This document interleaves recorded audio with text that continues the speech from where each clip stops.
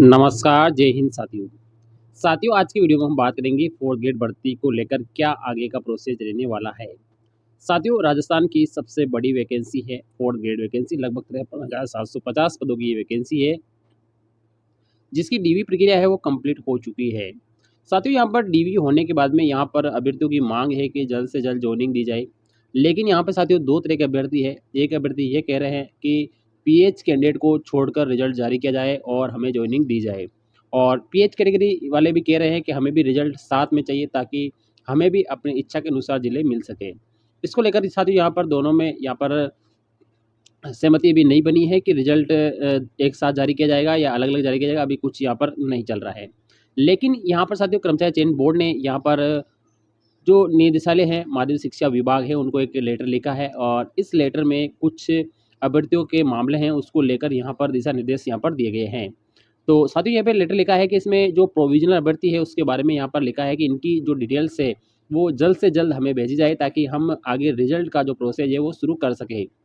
साथियों इस वैकेंसी के अंदर यहाँ पर दस्तावेज सत्यापन हो चुका है, लेकिन कई सारे अभ्यर्थी ऐसे हैं जो कि उपस्थित हुए लेकिन उस समय प्रोविज़नल घोषित हो गए थे। प्रोविज़नल का मतलब होता है कि कुछ ना कुछ डॉक्यूमेंट में कमी रह गई। अब वो डॉक्यूमेंट है वो जल्द से जल्द जो विभाग है उसको यहाँ पर अभ्यर्थी पहुँचाए ताकि आगे यहाँ पर सूचनाएँ भेजी जा सके।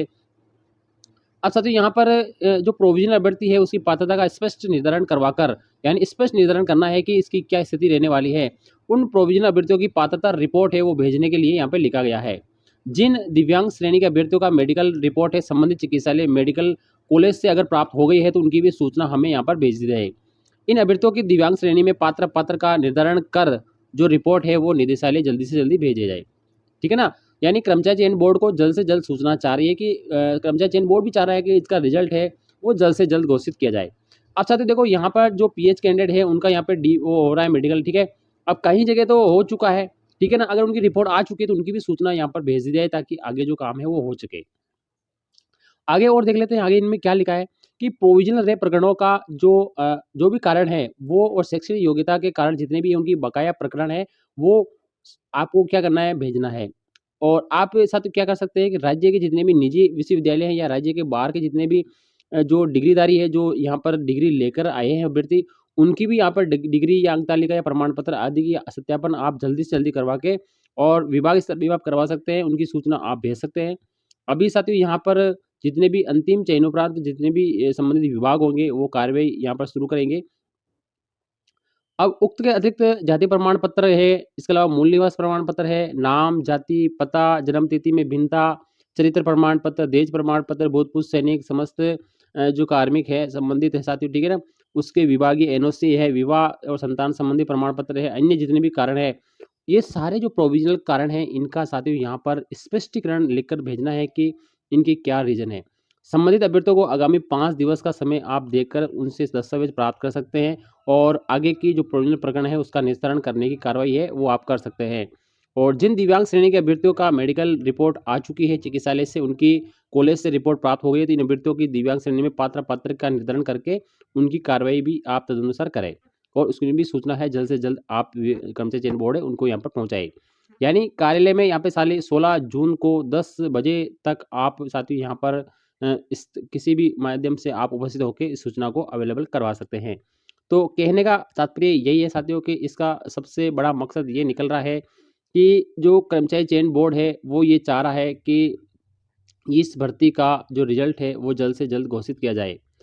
साथियों अब ये कह रहा है कर्मचारी चयन बोर्ड के इसमें रिपोर्ट तो निदेशालय के माध्यम से कर्मचारी चयन बोर्ड को जा चुकी है, लेकिन इसमें कई सारे कैंडिडेट ऐसे हैं जो प्रोविजनल है साथियों। अब इन प्रोविजनल के जो दस्तावेज है अगर निदेशालय स्तर पे बाकी है या आपके मंडल स्तर पे बाकी हैं तो आप अभ्यर्थी को सूचित करके और वो साथियों 16 तारीख तक आप यहाँ पर कर्मचारी चयन बोर्ड को भिजवाएं ताकि आगे की जो प्रक्रिया है रिजल्ट की वो की जा सके। और जितने भी पीएच कैंडिडेट हैं जिनका मेडिकल हो चुका है, अगर इनकी रिपोर्ट आ चुकी है, तो उनकी भी जो भी पात्र अपात्र की जो सूचना है, वो आप जल्द से जल्द बनाकर यहाँ पर निदेशालय भेज दें ताकि आगे रिजल्ट को लेकर यहाँ पर काम शुरू हो चुके। तो साथियों देखो अगर यहाँ पर सामान्य अभ्यर्थी की मांग ये है कि जो पीएच कैंडिडेट है, वो लगभग साथियों 3000 के लगभग हैं, जिनका चयन होना है, उनको यहाँ पे साथियों छोड़कर बाकी का रिजल्ट घोषित किया जाए। ठीक है ना? ये सामान्य अभ्यर्थियों की मांग है। लेकिन साथियों जो पीएच कैंडिडेट है उनका भी कल एक यहाँ पर वक्तव्य मैंने सुना है, उसमें यहाँ पर ये बोला गया है कि अगर पीएच को छोड़कर अगर रिजल्ट जारी किया जाता है तो साथियों जो डिस्ट्रिक्ट में जितनी भी सीटें हैं अब वो सीटें क्या होगी, भर जाएगी। अगर पीएच कैंडिडेट का भी साथ आएगा तो पीएच को क्या होगी, प्राथमिकता रहेगी, तो अपनी पसंद के अनुसार जिले में आप पोस्टिंग पा सकता है। अगर सामान्य का रिजल्ट पहले आ जाता है तो उनको ज्वाइनिंग पहले मिल जाएगी, तो सारी सीटें क्या होगी, भर जाएगी। तो पीएच अभ्यर्थियों को ये टेंशन है कि हमें फिर दूर मिलेगा, ठीक है ना, ये इनकी मांग है।